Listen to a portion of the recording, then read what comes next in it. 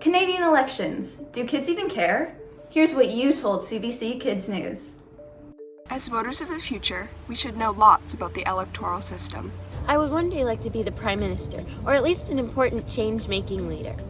I want to know how Canada functions, so I can now make sure that Canada is a country that is inclusive and good to the environment. So, how do elections work? Here's what you need to know. In Canada, we usually have elections at least every 4 years. Our country is divided up into 338 electoral districts called ridings.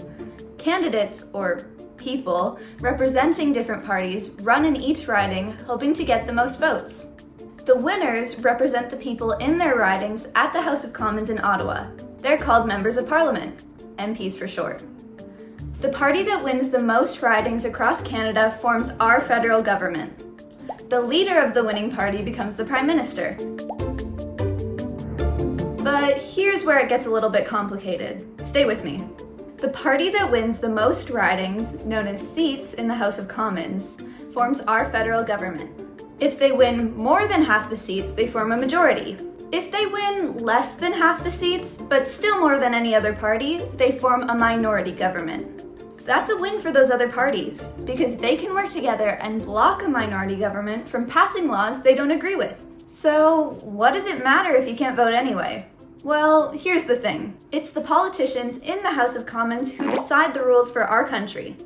Laws that can affect you and me. Like how old you need to be to vote, when Canada goes to war, and how much money we're going to spend on climate change. Although you may not be able to vote, there are still ways for you, yes you, to be involved with the Canadian electoral system.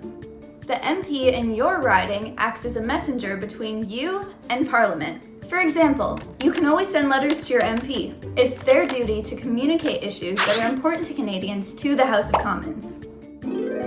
Then, when an election happens, you can decide if they did a good job or a not so good job at representing you in Parliament.